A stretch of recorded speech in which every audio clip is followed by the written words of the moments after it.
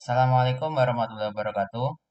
Pada kesempatan ini kita akan bahas soal ONMIPA tingkat wilayah tahun 2023 untuk bagian fisika modern dan fisika kuantum ya. Sekaligus bagian terakhir ya dari soal ONMIPA tingkat wilayah tahun 2023. Jadi ini ada 5 soal ya. Mulai dari nomor 6, 7, 8, 9, sampai 10. Kita akan bahas satu persatu. Nomor pertama, ya, nomor 1. Jadi nomor 1 saja.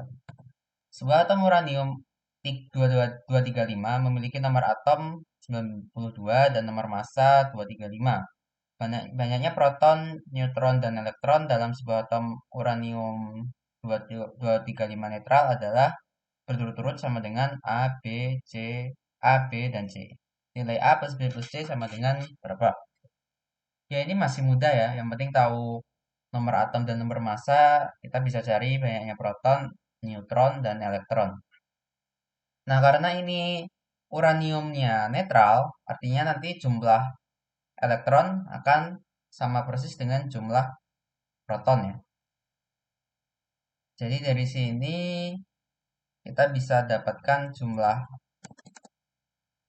elektron itu sama dengan nomor atom ya. Sehingga ya kita peroleh bahwa elektron itu A, B, C. C sama dengan 92. Berikutnya karena atom netral, maka jumlah proton sama dengan jumlah elektron. Berarti jumlah proton itu adalah A, itu sama dengan C ya. Sama dengan 92 juga. Berikutnya nomor massa ya. Sama dengan jumlah neutron ditambah jumlah proton ya. Karena ya proton dan neutron lah yang menyumbang sebagian besar massa dari uranium. Berarti dari sini jumlah neutron dan proton ya, artinya A plus B sama dengan 235. Dari sini kita peroleh bahwa jumlah neutronnya B sama dengan 235 kurangi 92 atau 143. Sehingga diperoleh A plus B plus C itu sama dengan 92 tambah 143 tambah 92 dengan 300. Ya, gitu gitu saja begitu saja ya nomor 1 ya. Selanjutnya ke nomor 2. Ini juga sangat sangat sederhana soalnya. Sebuah stasiun pemancar radio mengudara pada frekuensi gelombang elektromagnetik 100 MHz atau 100 kali 10 pangkat 6 ya mega. Jika kecepatan cahaya 3 kali 10 pangkat 8 meter per second, besar panjang gelombang elektromagnetik yang dipancarkan oleh stasiun radio tersebut sama dengan, ya ini sangat jelas sekali ya, yaitu panjang kita cukup mencari panjang gelombang elektromagnetik ya. Dimana kita punya hubungan V itu kan sama dengan lambda F ya, frekuensi ya. Berarti karena ditanya lambda ya, berarti lambda sama dengan V per frekuensi ya. Sama dengan kecepatannya 3 kali 10 pangkat 8 dibagi frekuensinya 100 kali 10 pangkat 6. Ya, adalah 3 meter. Oke, gitu aja yang nomor 2. Nomor 3. Pada spektrum atom hidrogen, jika panjang gelombang terpanjang pada deret Balmer N minimum adalah 2 adalah lambda B, sedangkan panjang gelombang terpendek pada deret Paschen Nm ya, sama dengan N minimumnya 3 adalah lambda P, maka lambda B dibagi lambda P sama dengan berapa? Oke ya. Nah, ini mudah asalkan ya ingat tentang energi ya, spektrum energi atom hidrogen ya. Energi, tingkat energi atom hidrogen ya. Tingkat energi atom hidrogen. Yaitu E ke N ya, itu sama dengan minus 13,6 elektron volt. Minus 13,6 elektron volt dibagi N kuadrat. Oh, ya. Kemudian ditanya Darrett-Balmer dan Paschen ya. Nah, gambarannya adalah kalau mau lihat gambarannya itu seperti seperti ini ya.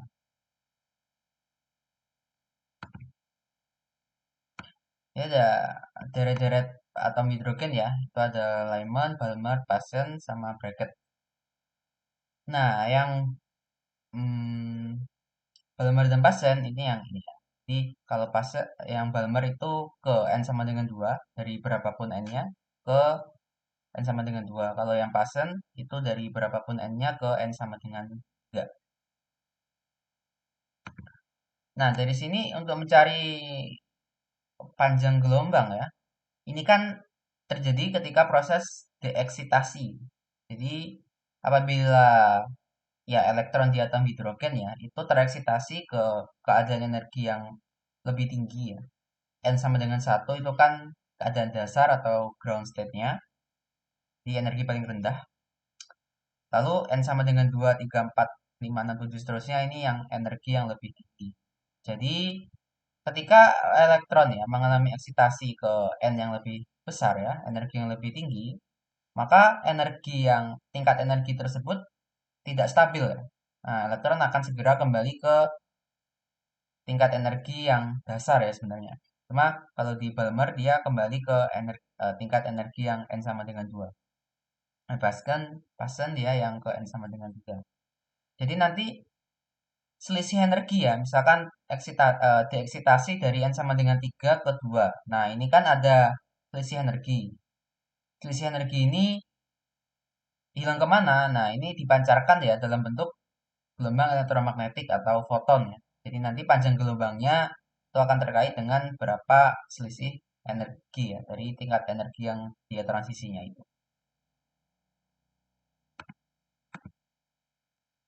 Sehingga untuk mencari panjang gelombang ya, dari proses transisi tingkat energi, misalkan transisi tingkat energinya itu delta E ya. Jadi ya nanti delta E itu sama dengan energi dari foton ya atau gelombang elektromagnetik yang dipancarkan itu kan HF ya atau F itu frekuensi Hc per lambda.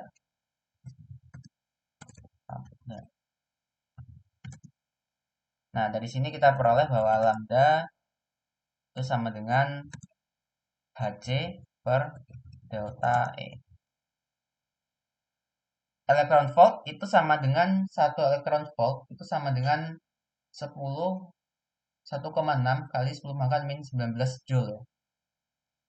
Di 1 elektron volt itu setara energi ya ketika elektron ya yang muatannya E itu beda potensialnya 1 volt ya. Itu energinya sebesar 1 elektron volt. Jadi nanti konversinya satuan E-nya harus dalam elektron volt. Nah, dengan demikian maka kita ditanya panjang gelombang terpendek ya.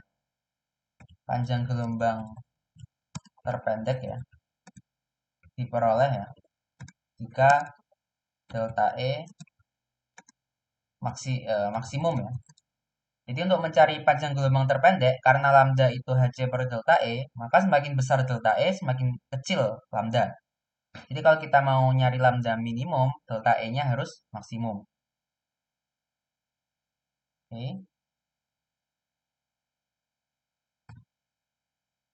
Nah, kita lihat ya series di sini ya. Deret-deret ini ya. Maksimum itu dari mana? Nah, maksimum ini adalah kita lihat ya, semakin eh, jauh ya asalnya, asal tingkatannya semakin tinggi, maka semakin besar energinya ya, kelihatan ya. Jadi secara teori ya, maka N-nya itu paling besar ya, itu menghasilkan En paling kecil. Jadi, atau En, maaf, besar En itu paling kecil ya. Tapi karena ini minus, maka ketika N-nya itu sangat besar, En-nya itu yang sangat tinggi kalau kita buat deret energi, tingkatan energi. Nah, ini akan nilainya maksimum berarti ketika N-nya menuju tak hingga ya, atau En-nya itu menuju nol. Itu berarti kondisi ketika elektron itu lepas ya dari atom hidrogen ya, sehingga menjadi elektron bebas. Dia tidak terikat oleh potensial Coulomb dari inti atom hidrogen.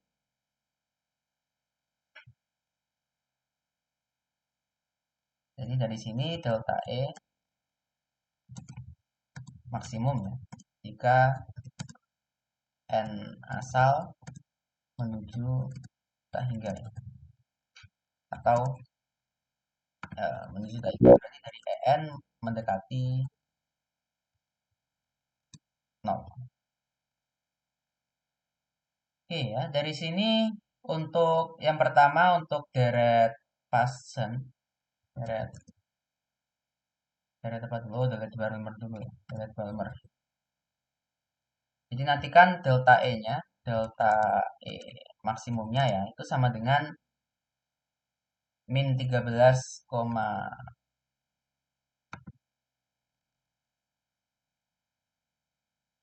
di N asal itu kita sebut aja N0 ya, 13,6 EV ya. Atau ya langsung aja ya, jika N0-nya itu menuju sehingga ya, atau kita ambil aja energi awal itu nol, kemudian energi akhirnya adalah minus 13,6 per, jadi kalau Balmer itu 2. Ya, berarti ini adalah minus 13,6 EV, minus 13,6 per, itu deret Balmer, kita pakai N sama dengan 2. Berarti di sini dibagi 4 ya, elektron volt. Atau 13,6 dibagi 4 ya, itu sama dengan minus 3,4. Ini besarnya aja ya, besar delta E ya. Berarti kita ambil nilainya yaitu 3,4 elektron volt. Kemudian ya lambda, tadi lambda apa ya? Lambda B ya. Itu sama dengan Hc per delta EM. Ini EMB ya. Ini EMB. Nah, hitung aja ini hasilnya kalau dihitung adalah, oh, kita ditanya ini ya, ditanya rasio ya. Jadi tidak perlu susah-susah menghitung. Kita hitung aja rasio delta E-nya nanti. Lanjutkan aja deret Paschen. Ini N sama dengan 3. Ya, berarti delta E sekarang sama ya. Karena N sama dengan 3, berarti di sini adalah 3 kuadrat itu 9. Bahkan kita tidak perlu menghitung sama dengan berapa ya. Ini rasionya saja. Nah, dari sini kita bisa langsung hitung saja rasio lambda B per lambda P.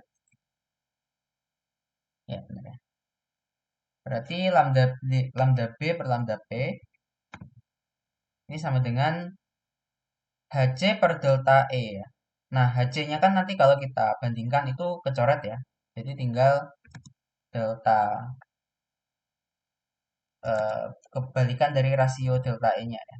Delta E N B yang atas, oh maaf, delta E N B yang atas ini delta E M P.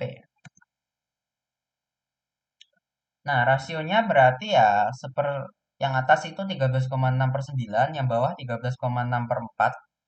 Artinya kita punya 4 per 9. Jadi kita peroleh bahwa lambda B per lambda P itu adalah 4/9. Oke, itu yang nomor 3. Sekarang kita ke nomor 4 ya. Nomor 4 ini soal relativitas ya. Relativitas khusus. Sebuah pesawat bergerak secara relativistik dengan kecepatan 3 nc terhadap kerangka acuan lab menembakkan sebuah peluru dengan kecepatan sebesar 4 nc terhadap kerangka acuan pesawat tersebut. Nilai n adalah suatu bilangan positif. Arah kecepatan peluru sama dengan arah kecepatan pesawat. Jika panjang pesawat tersebut dalam keadaan diam adalah 100 meter, maka panjang pesawat tersebut ketika bergerak di atas menurut pengamat yang diam di kerangka acuan lab adalah berapa? Oke, kita gambarkan dulu. Jadi ada suatu kerangka yang dinamakan kerangka lab ya. Pasti kita sebut aja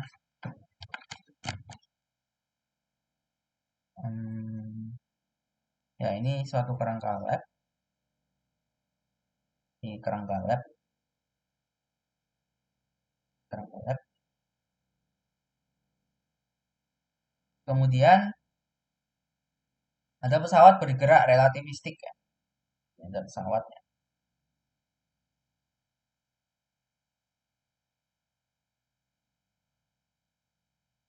Ada pesawat bergerak relativistik dengan kecepatan ini 3 nc. Kemudian berdasarkan kerangka lab itu, kemudian peluru itu kecepatannya 4 nc terhadap kerangka pesawat. Jadi ini nembakan peluru dengan kecepatan 4 nc.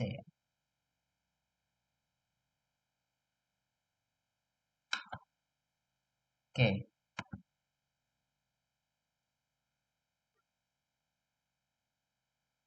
Nah, dari sini kita ditanya berapa panjang pesawat ketika bergerak menurut kerangka acuan lab.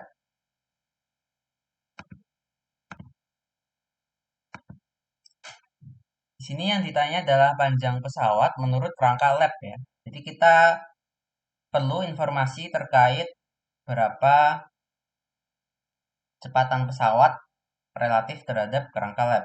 Nah, itu sudah ada di soal ya, yaitu sebuah pesawat bergerak secara relativistik dengan kecepatan 3 nc terhadap kerangka acuan lab. Jadi 3 nc itu sudah kecepatan pesawat terhadap kerangka acuan lab. Pelurunya ini ya nggak pakai ya di sini. Nah, berapa panjang pesawat yang teramati? Jadi pada kasus ini kita harus menentukan yang mana yang merupakan proper length. Proper length itu merupakan panjang dari benda diukur oleh pengamat yang diam menurut benda tersebut. Jadi ya 100 meter itu adalah proper length. Kalau orang diam di pesawat, mengukur panjang pesawatnya adalah 100 meter. Namun sekarang karena yang mengukur itu di kerangka lab, bukan di pesawat, sedangkan di lab itu melihat pesawatnya bergerak, ya berarti panjang yang terukur bukan 100 meter, tapi akan menjadi lebih kecil. Nah, hubungannya adalah ini ya, panjang pesawat ya, yang diamati ya, oleh pengamat diam di kerangka acuan lab.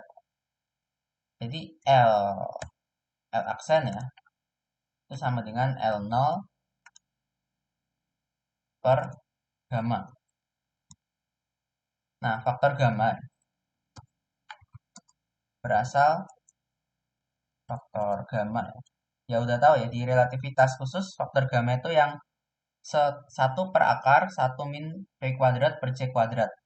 Nah, kecepatannya apa? Faktor gamma merupakan kecepatan ya pesawat ya, menurut kerangka acuan lab. Sehingga gamma itu sama dengan 1 akar 1 minus V kuadrat per C kuadrat ya.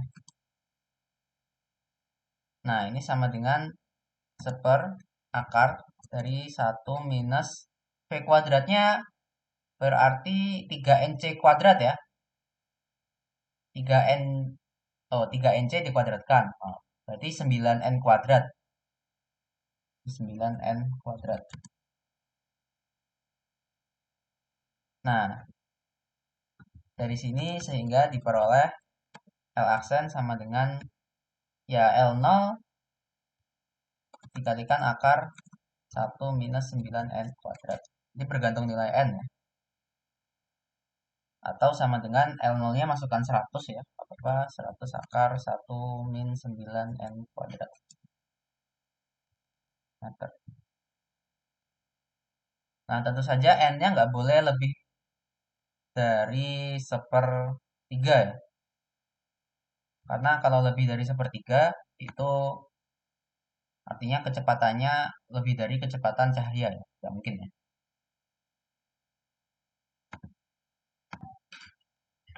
Ya, jadi itu untuk yang nomor 4 ya.